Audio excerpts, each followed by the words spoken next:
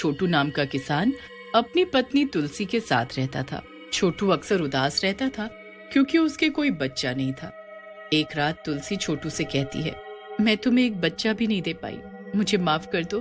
तुलसी की बात सुनकर छोटू बोलता है, तुलसी, इसमें उदास होने की क्या बात है? इसमें भला तुम्हारी गलती कहाँ है? बच्चे देना या ना देना तो भगवान की मर्जी है। तुम चिंता मत करो, अगर हमारी किस्मत में होगा तो हमें बच्चे जरूर देगा भगवान। छोटू की जुबान में जैसे सरस्वती बैठी होती है। कुछ ही दिनों में छोटू की बात सच हो जाती है। तुलसी माँ बनने वाली होती है।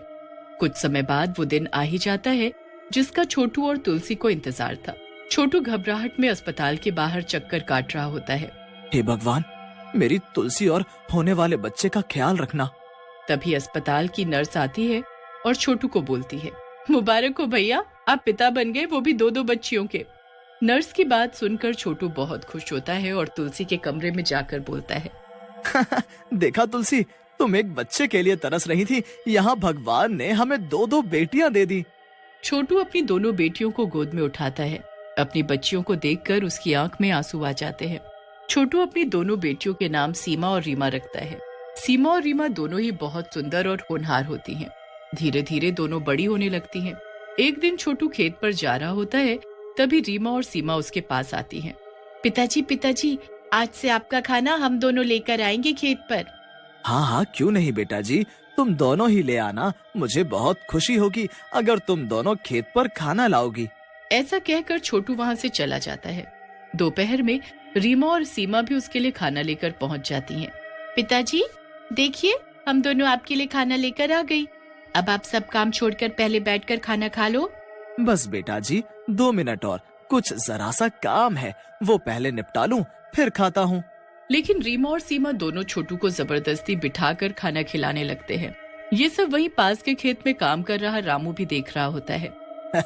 बहुत ही सौभाग्यशाली हो छोटू भैया, जो इतनी प्यारी बच्चियां मिली हैं तुम्हें, तुम्हारा ख्याल रखती हैं। सही कह रहे हो भैया रामू, हमने जरूर कुछ अच्छे कर्म किए होंगे जो इतनी प्यारी बच्चियां मिली। इसके बाद रोज रीमा और सीमा छोटू के लिए दोपहर में खाना लेकर पहुंच जाती और छोटू को खाना खिलाकर ही वहाँ से वापस जाती। एक दिन रामू छोटू से बोलता है, अरे छोटू भैया, रीमा और सीमा दोनों बड़ी हो गई हैं, इनकी शादी के बारे में कुछ सोचा है क्या? अरे भैया, सोचता तो रोज हूँ, लेकिन मैं गरीब इस गरीबी में इन दोनों की शादी का बोझ कैसे उठाऊंगा? और रीमा और सीमा चाहती हैं कि उनकी एक ही घर में शादी हो। बस तुम चिंता मत करो, मेरी बहन भी अपने बेटों के लिए अच्छी सी लड़की देख रही है, वो बहुत अमीर है। अगर तुम कहो तो मैं बात चलाऊं उनसे, उसके भी 2 जुड़वा बेटे हैं। भैया, लेकिन हम इतना दहेज नहीं दे पाएंगे उनको। तुम उसकी चिंता मत करो, मेरी बहन दान दहेज के सख्त खिलाफ है। रामू की बात सुनकर छोटू बहुत खुश होता है और ये खबर तुलसी को बताता है। तुलसी ये बात जानकर बहुत खुश होती है और बोलती है, देखते ही देखते हमारी दोनों बेटियां बड़ी हो गई। भगवान ये रिश्ता बना दे, इन दोनों की जिंदगी सेट हो जाएगी। कुछ दिन बाद रामू अपनी बहन रजनी और उसके बेटों के साथ छोटू के घर आता है। रजनी सीमा और रीमा को देखकर बड़ी खुश होती है। तुलसी बहन, मुझे और मेरे दोनों बेटों सनी और बॉबी को आपकी रीमा और सीमा दोनों बहुत पसंद है। मेरी तरफ से तो रिश्ता पक्का है, बस अब आप बताओ आपको हमारे दोनों बेटे पसंद हैं या नहीं। रजनी बहन, मुझे पसंद है, लेकिन मैं आपको दहेज नहीं दे पाऊंगी। हम लोगों की इतनी हैसियत नहीं है दहेज देने की। तुम चिंता मत करो, हमें दहेज में सिर्फ तुम्हारी बेटियां चाहिए, इसके अलावा कुछ नहीं। भगवान का दिया सब कुछ है हमारे पास। रीमा और सीमा दोनों भी इस रिश्ते से खूब खुश होती हैं। एक दिन रीमा की तबीयत खराब होती है। सीमा अकेले छोटू का खाना लेकर खेत की तरफ चल पड़ती है। रास्ते में एक सांप सीमा को डस लेता है। सीमा से छोटू का खाना गिर जाता है और वो दर्द में तड़पने लगती है। सांप ने डस लिया मुझे, कितना दर्द हो रहा है, मुझे जल्दी से घर जाकर बताना चाहिए। सीमा घर पहुंचती है और रीमा को बुलाती है। रीमा बहन, जल्दी आओ, मुझे सांप ने डस लिया है, जल्दी आओ, मुझे दर्द हो रहा है। सीमा की आवाज सुनकर रीमा और तुलसी दोनों घर से बाहर निकलते हैं।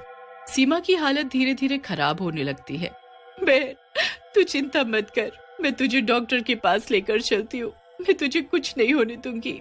रीमा सीमा को डॉक्टर के पास लेकर चली जाती है।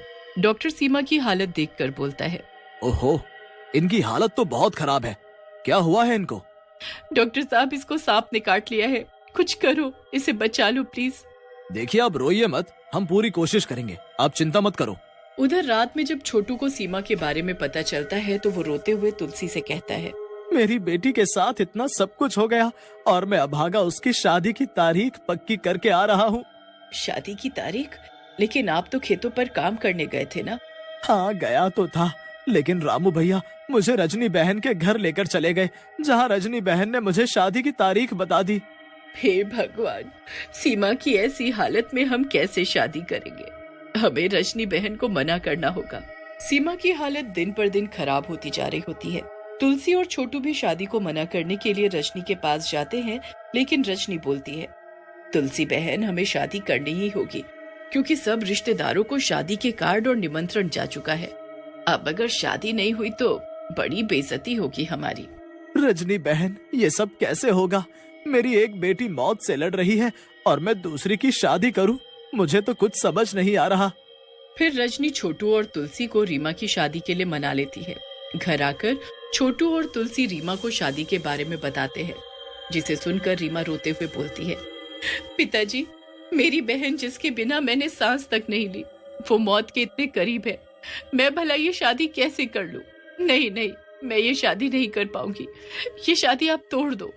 रीमा की बात सुनकर छोटू और तुलसी घबरा जाते हैं और बोलते हैं, बेटी ऐसा मत बोल, हमारी और रजनी बहन की बहुत बेइज्जती होगी, लोग तरह तरह की बातें बनाएंगे, ऐसा मत कर बेटी।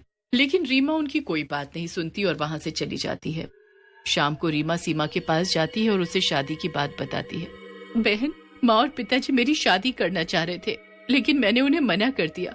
मैं तेरे ठीक हुए बिना शादी नहीं करूंगी। ये तुमने गलत किया रीमा।